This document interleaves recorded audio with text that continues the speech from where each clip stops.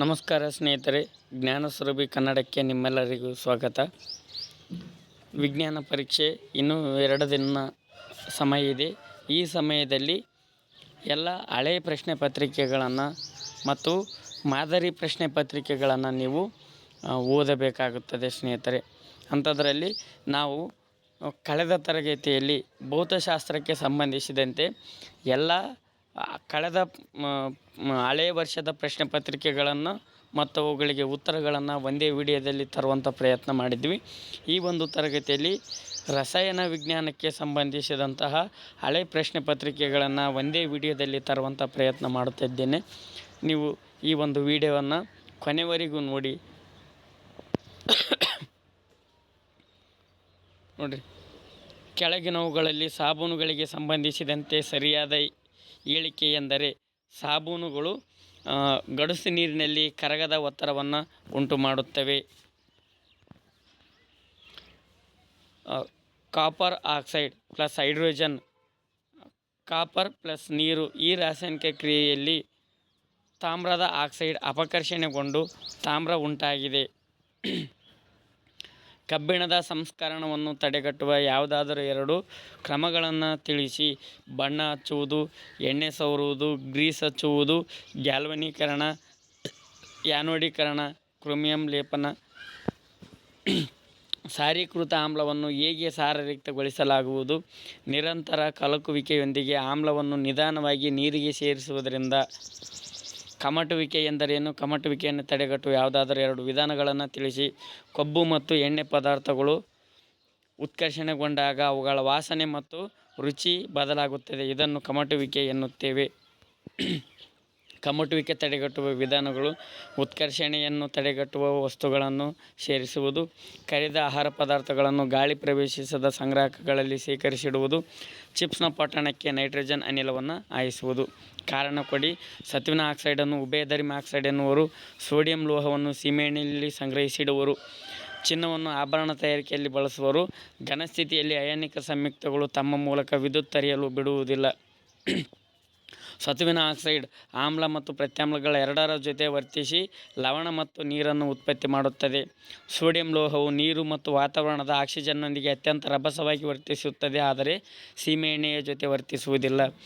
ಚಿನ್ನ ಹೊಳಪನ್ನು ಹೊಂದಿದೆ, ತನ್ಯ ಗುಣವನ್ನು ಹೊಂದಿದೆ, ಕುಟ್ಯ ಗುಣವನ್ನು ಹೊಂದಿದೆ, ಅತ್ಯಂತ ಕಡಿಮೆ ಕ್ರಿಯಾಶೀಲ. ಆದ್ದರಿಂದ ಆಭರಣ ತಯಾರಿಕೆಯಲ್ಲಿ ಬಳಸುತ್ತಾರೆ. ಘನ ವಸ್ತುಗಳು ಕಠಿಣ ರಚನೆಯಿಂದಾಗಿ ಅಯಾನುಗಳ ಚಲನೆ ಸಾಧ್ಯವಿಲ್ಲ. ಸ್ವತಂತ್ರ ಅಯಾನುಗಳು ಉಂಟಾಗುವುದಿಲ್ಲ. ಈ ಕೆಳಗಿನ ಉತ್ಕರ್ಷಣ ಕ್ರಿಯೆಯನ್ನು ಪೂರ್ಣಗೊಳಿಸಿ ಮತ್ತು ಉತ್ಪನ್ನದಲ್ಲಿ ಕಂಡುಬರುವ ಕ್ರಿಯೆ ಗುಂಪನ್ನು ಹೆಸರಿಸಿ. ಎಥೆನಾಲ್ CH3CH2OH ಅಂದರೆ ಪೊಟ್ಯಾಷಿಯಂ ಪರ್ಮಾಂಗನೇಟ್, KMnO4 ಅಥವಾ ಪೊಟ್ಯಾಷಿಯಂ ಡೈಕ್ಲೋರೋಮೇಟ್, K2Cr2O7. ಎಥನೋಯಿಕ್ ಆಮ್ಲ CH3COOH. ತಾಮ್ರದ ಶುದ್ಧೀಕರಣದ ಚಿತ್ರವನ್ನು ಬರಿಬೇಕಾಗ್ತದೆ ಸ್ನೇಹಿತರೆ. ಈ ರೀತಿಯಾಗಿದೆ ನೋಡಿರಿ. ಕ್ಯಾಥೋಡು, ಆ್ಯನೋಡು ಮತ್ತು ಕಲ್ಮಶಗಳು. ಕೆಳಗಿನ ರಾಸಾಯನಿಕ ಸಮೀಕರಣಗಳನ್ನು ಬರೆಯಿರಿ ಅಂತ ಹೇಳ್ತಿ. ಸುಟ್ಟ ಸುಣ್ಣವು ನೀರಿನೊಂದಿಗೆ ವರ್ತಿಸಿದೆ. ತಾಮ್ರದ ಸಲ್ಫೇಟ್ ದ್ರಾವಣದಲ್ಲಿ ಸತುವಿನ ಚೂರುಗಳನ್ನು ಸೇರಿಸಿದೆ. ಸೋಡಿಯಂ ಕ್ಲೋರೈಡ್ ದ್ರಾವಣವನ್ನು ಬೆಳ್ಳಿಯ ನೈಟ್ರೇಟ್ ದ್ರಾವಣಕ್ಕೆ ಸೇರಿಸಿದೆ. ಈ ಕೆಳಗಿನ ಸಮೀಕರಣಗಳನ್ನು ಸರಿದೂಗಿಸಿ ಅಂತ ಐತಿ. ಕ್ಯಾಲ್ಸಿಯಂ ಆಕ್ಸೈಡ್ ಪ್ಲಸ್ ನೀರು, ಕ್ಯಾಲ್ಸಿಯಂ ಹೈಡ್ರಾಕ್ಸೈಡ್. ತಾಮ್ರದ ಸಲ್ಫೈಡ್ ಪ್ಲಸ್ ಸತು, ತಾಮ್ರ ಪ್ಲಸ್ ಸತುವಿನ ಸಲ್ಫೇಟ್. ಸೋಡಿಯಂ ಕ್ಲೋರೈಡ್ ಪ್ಲಸ್ ಬೆಳ್ಳಿಯ ನೈಟ್ರೇಟು, ಬೆಳ್ಳಿಯ ಕ್ಲೋರೈಡ್ ಮತ್ತು ಸೋಡಿಯಂ ನೈಟ್ರೇಟ್. ಈ ರೀತಿಯಾಗಿ ಸರಿದೂಗಿಸಿದ ಸಮೀಕರಣ ಇದೆ ನೋಡಿರಿ. Sodium hydroxide, calcium hydroxide, H2 plus Cl2 ವಸ್ತುಗಳನ್ನು ನಿಮಗೆ ನೀಡಲಾಗಿದೆ. ಇವುಗಳಲ್ಲಿ ಯಾವ ವಸ್ತುಗಳನ್ನು ಬಳಸಿಕೊಂಡು ನೀವು ಚೆಲುವೆ ಪುಡಿಯನ್ನು ತಯಾರಿಸುವಿರಿ? ಚೆಲುವೆ ಪುಡಿಯ ರಾಸಾಯನಿಕ ಹೆಸರು ಮತ್ತು ಅದರ ಉಪಯೋಗ ಬರೆಯಿರಿ ಅಂತ ಐತಿ. ಮತ್ತು B, ಲಿಟ್ಮಸ್ ಕಾಗದವನ್ನು ಉಪಯೋಗಿಸಿಕೊಂಡು ಒಂದು ದ್ರಾವಣವನ್ನು ಪ್ರತ್ಯಾಮ್ಲೀಯ ದ್ರಾವಣವನ್ನು ಹೇಗೆ ಗುರುತಿಸುವಿರಿ? ಯಾವ ಸಂದರ್ಭದಲ್ಲಿ ಒಬ್ಬ ರೈತ ತನ್ನ ಕೃಷಿ ಭೂಮಿಯ ಮಣ್ಣಿಗೆ ಅರಳಿದ ಸುಣ್ಣವನ್ನು ಬೆರೆಸುತ್ತಾನೆ ಅಂತಿದೆ. ಉತ್ತರ ನೋಡಿರಿ, ಈ ರೀತಿಯಾಗಿದೆ. ನೀವು ಅಭ್ಯಾಸ ಮಾಡಿರಿ. ಚೆಲುವೆ ಪುಡಿಯ ಉಪಯೋಗಗಳು, ನೀಲಿ ಲಿಟ್ಮಸ್ ಕಾಗದದ ನೋಡಿರಿ ಅಂಥದ್ದು ಪ್ರಶ್ನೆ. ಪರ್ಯಾಪ್ತ ಮತ್ತು ಅಪರ್ಯಾಪ್ತ ಕಾರ್ಬನ್ ಸಂಯುಕ್ತಗಳು ನೋಡೋಣ. ಯಾವುದಾದರೂ ಎರಡು ವ್ಯತ್ಯಾಸಗಳನ್ನು ಬರೆಯಿರಿ. ರಚನಾ ಸಮಾಂಗಿಗಳು ಎಂದರೇನು? ಬ್ಯೂಟೇನ್ನ ರಚನಾ ಸಮಾಂಗಿಗಳನ್ನು ಬರೆಯಿರಿ. ಮೀಥೇನ್ ಅಣುವಿನ ಇಲೆಕ್ಟ್ರಾನ್ ಚುಕ್ಕಿ ರಚನೆ ವಿನ್ಯಾಸವನ್ನು ಬರೆಯಿರಿ ಅಂತಿದೆ. ಉತ್ತರ ಈ ರೀತಿಯಾಗಿದೆ ನೋಡಿ. ಪರ್ಯಾಪ್ತ ಮತ್ತು ಅಪರ್ಯಾಪ್ತ ಕಾರ್ಬನ್ ಸಂಯುಕ್ತಗಳು ರಚನಾ ಸಮಾಂಗಿಗಳು ಮತ್ತು ಮೀಥೇನ್ನ ಚುಕ್ಕಿ ರಚನೆ, ಬ್ಯೂಟೇನ್ ಮತ್ತು ಐಸೋಬ್ಯೂಟೇನ್ನ ರಚನಾ ಸಮಾಂಗಿಗಳು.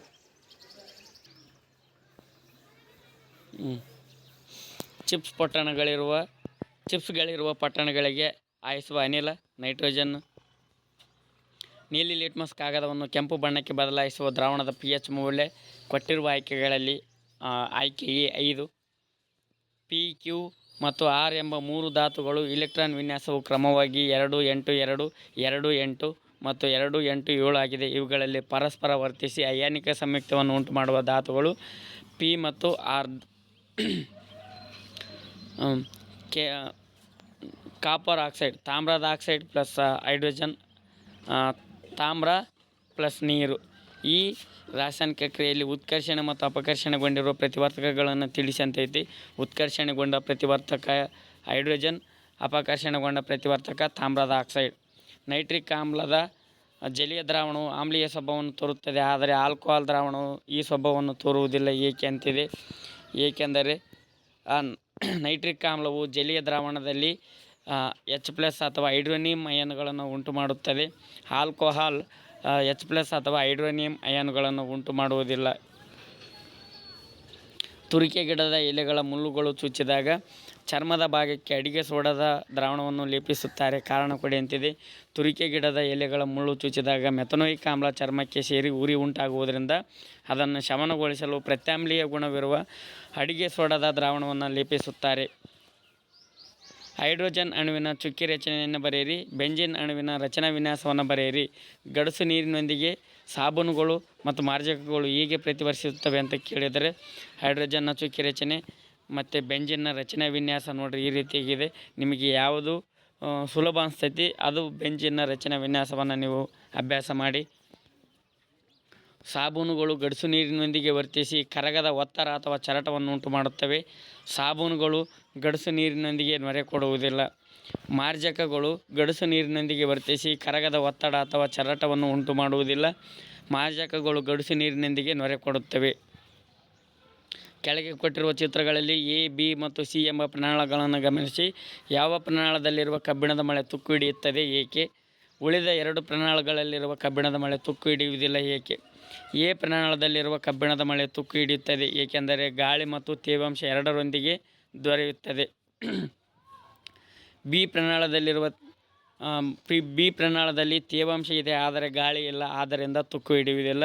ಸಿ ಪ್ರಮಾಣದಲ್ಲಿ ಗಾಳಿ ಇದೆ ಆದರೆ ತೇವಾಂಶ ಇಲ್ಲ, ಆದ್ದರಿಂದ ತುಕ್ಕು ಹಿಡಿಯುವುದಿಲ್ಲ. ಬ್ರೈನ್ ದ್ರಾವಣ ಎಂದರೇನು? ಈ ದ್ರಾವಣವನ್ನು ವಿದ್ಯುತ್ ವಿಭಜನೆಗೆ ಒಳಪಡಿಸಿದಾಗ ಉಂಟಾಗುವ ಉತ್ಪನ್ನಗಳಾವುವು ಅಂತ ಕೇಳಿದರೆ ಸೋಡಿಯಂ ಕ್ಲೋರೈಡ್ನ ಜಲೀಯ ದ್ರಾವಣವನ್ನು ಬ್ರೈನ್ ದ್ರಾವಣ ಅನ್ನುತ್ತಾರೆ. ಇದನ್ನು ವಿದ್ಯುತ್ ವಿಭಜನೆಗೊಳಿಸಿದಾಗ ಹೈಡ್ರೋಜನ್ ಅನಿಲ ಮತ್ತು ಕ್ಲೋರಿನ್ ಅನಿಲ, ಸೋಡಿಯಂ ಹೈಡ್ರಾಕ್ಸೈಡ್ ಉತ್ಪನ್ನಗಳು ದೊರೆಯುತ್ತವೆ.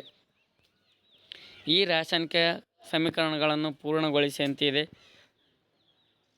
ಅಥವಾ ಬದಲಾವಣೆ ಎಂದು ರಾಸಾಯನಿಕ ಕ್ರಿಯೆ ಎಂದು ನಿರ್ಧರಿಸಲು ಸಹಾಯ ಮಾಡುವ ಯಾವುದಾದರೂ 2 ಅಂಶಗಳನ್ನು ತಿಳಿಸಿ. ಬೇರಿಯಂ ಕ್ಲೋರೈಡ್ ದ್ರಾವಣಕ್ಕೆ ಸೋಡಿಯಂ ಸಲ್ಫೈಡ್ ದ್ರಾವಣವನ್ನು ಸೇರಿಸಿದಾಗ ಜರುಗುವ ರಾಸಾಯನಿಕ ಕ್ರಿಯೆಯ ವಿಧವನ್ನು ತಿಳಿಸಿ. ಈ ಕ್ರಿಯೆಯ ಸರಿದೂಗಿಸಿದ ಸಮೀಕರಣವನ್ನು ಬರೆಯಿರಿ ಅಂತಿದೆ. ಈ ಸಮೀಕರಣ ಪೂರ್ಣಗೊಳಿಸಿದರೆ ನೋಡಿರಿ, ಹೊಸ ವಸ್ತುಗಳು ಉಂಟಾಗುವುದು, ಬಣ್ಣ ಬದಲಾವಣೆ, ಸ್ಥಿತಿ ಬದಲಾವಣೆ, ಉಷ್ಣ ಬಿಡುಗಡೆ, ಅನಿಲ ಬಿಡುಗಡೆ. ರಾಸಾಯನಿಕ ದ್ವಿಸ್ಥಾನಪಲ್ಲಟ sodium sulphide plus barium chloride, sodium chloride plus barium sulphide.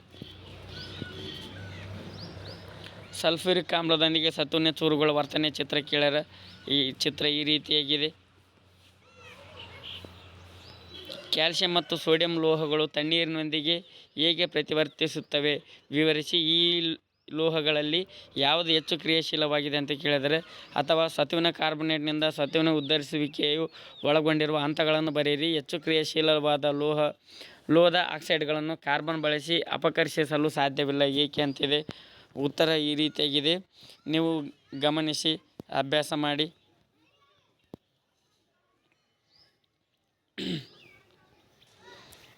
ವಿಡಿಯೋವನ್ನು ಪಾಸ್ ಮಾಡಿ ಈ ಉತ್ತರಗಳನ್ನು ಬರೆದುಕೊಳ್ಳಿ.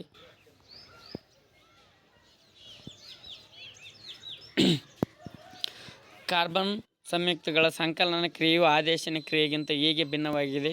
ಪ್ರತಿಯೊಂದಕ್ಕೂ ಒಂದು ಉದಾಹರಣೆ ಕೊಡಿ. ರಚನಾ ಈ ಕೆಳಗಿನ ರಚನಾ ಸೂತ್ರವನ್ನು ಹೊಂದಿರುವ ಕಾರ್ಬನ್ ಸಂಯುಕ್ತಗಳನ್ನು ಹೆಸರಿಸಿ ಅಂತಿದೆ.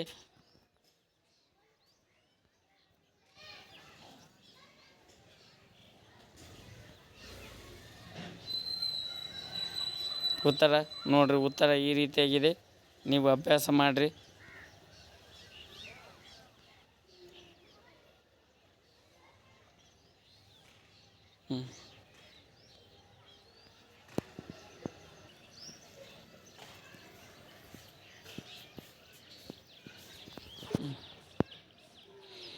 Zn plus CuSO4 ZnSO4 plus Cu ಮೇಲಿನ ಕ್ರಿಯೆಯು ಇದಕ್ಕೆ ಉದಾಹರಣೆಯಾಗಿದೆ ಅಂತಂದ್ರೆ ಸ್ಥಾನಪಲ್ಲಟ ಕ್ರಿಯೆಗೆ ಉದಾಹರಣೆಯಾಗಿದೆ. ಕೊಠಡಿಯ ಉಷ್ಣತೆಯಲ್ಲಿ ದ್ರವ ಸ್ಥಿತಿಯಲ್ಲಿರುವ ಲೋಹವೆಂದರೆ ಪಾದರಸ. ಆಲ್ಕೋಹಾಲ್ ಕ್ರಿಯೆ ಗುಂಪನ್ನು ಹೊಂದಿರುವ ಅನುರೂಪ ಶ್ರೇಣಿಯ ಮೊದಲನೇ ಸದಸ್ಯ CH3OH ಆದರೆ ಅದೇ ಶ್ರೇಣಿಯ ಮೂರನೇ ಸದಸ್ಯ CH3 ಮೂರನೇ ಸದಸ್ಯ CH7OH ಆಕೆ ಡಿ C3H7OH ಅಂದರೆ ಪ್ರೊಪೆನಾಲ್. ಕೊಬ್ಬು ಮತ್ತು ಎಣ್ಣೆಯನ್ನು ಹೊಂದಿರುವ ಆಹಾರ ಪದಾರ್ಥಗಳಲ್ಲಿ ಕಮಟುವಿಕೆಯನ್ನು ಹೇಗೆ ತಡೆಗಟ್ಟಲಾಗುತ್ತದೆ?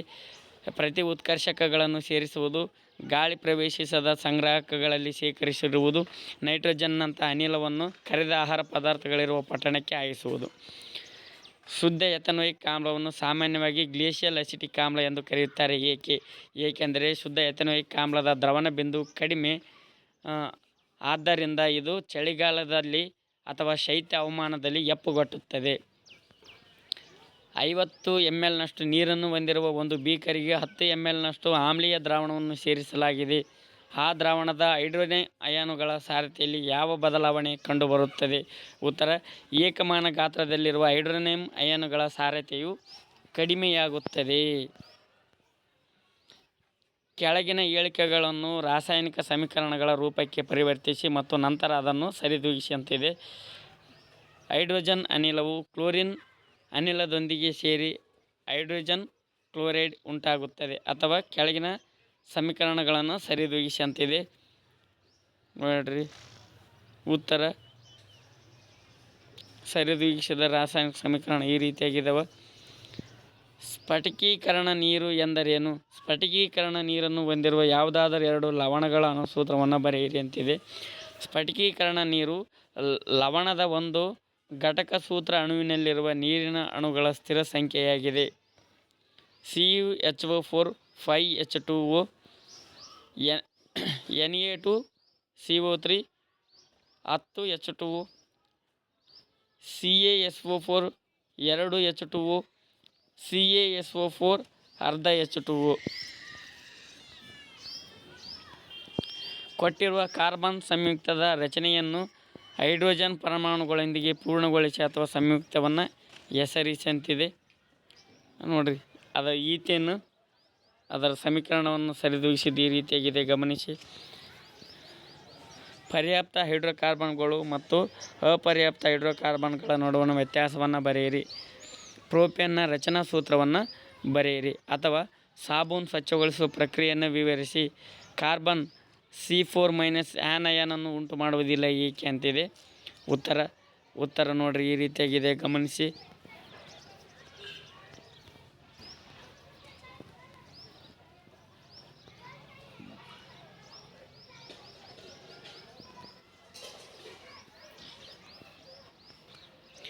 ನೀರಿನ ಶಾಶ್ವತ ಗಡುಸುತನವನ್ನು ನಿವಾರಿಸಲು ಉಪಯೋಗಿಸುವ X ಎಂಬ ಲವಣವು ಹೈಡ್ರೋಕ್ಲೋರಿಕ್ ಆಮ್ಲದೊಂದಿಗೆ ವರ್ತಿಸಿದಾಗ Y ಎಂಬ ಅನಿಲವು ಬಿಡುಗಡೆಯಾಗುತ್ತದೆ. ನಂತರ Y ಅನಿಲವನ್ನು ಸುಣ್ಣದ ತಿಳಿ ನೀರಿನ ಮೂಲಕ ಹಾಯಿಸಿದಾಗ ಬಿಳಿ ಬಣ್ಣದ ಪ್ರಕ್ಷೇಪ Z ಉತ್ಪತ್ತಿಯಾಗುತ್ತದೆ. ಹಾಗಾದರೆ X, Y ಮತ್ತು Zಗಳನ್ನು ಹೆಸರಿಸಿ.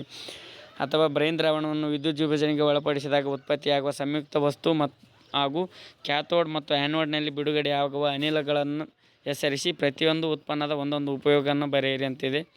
ನೋಡಿರಿ, ಈ ರೀತಿಯಾಗಿದೆ ಉತ್ತರ. ವಿಡಿಯೋನ ಪಾಸ್ ಮಾಡಿ ನೀವು ಉತ್ತರವನ್ನು ಗಮನಿಸಿ.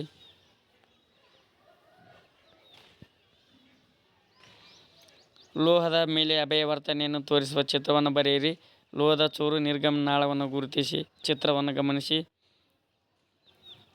ಇಲೆಕ್ಟ್ರಾನ್ಗಳ ವರ್ಗಾವಣೆಯಿಂದ ಮೆಗ್ನೀಷಿಯಂ ಕ್ಲೋರೈಡ್ನ ಉಂಟಾಗುವಿಕೆಯನ್ನು ತೋರಿಸಿ. ಮತ್ತು ಕಾರಣ ಕೊಡಿ. ಅಲ್ಯೂಮಿನಿಯಂ ಆಕ್ಸೈಡನ್ನು ಉಭಯಧರ್ಮಿ ಆಕ್ಸೈಡ್ ಎನ್ನುವರು. ಗಾಳಿಗೆ ತೆರೆದಿಟ್ಟ ತಾಮ್ರದ ವಸ್ತುಗಳು ದೀರ್ಘಕಾಲದ ನಂತರ ಹಸಿರು ಪದರವನ್ನು ಪಡೆದುಕೊಳ್ಳುತ್ತವೆ, ಏಕೆ? ಉತ್ತರ ನೋಡ್ರಿ, ಮೆಗ್ನೀಷಿಯಂ ಕ್ಲೋರೈಡ್ ಉಂಟಾಗುವಿಕೆಯ ಚುಕ್ಕಿ ಚಿತ್ರ. ಉತ್ತರ ಈ ರೀತಿಯಾಗಿದೆ.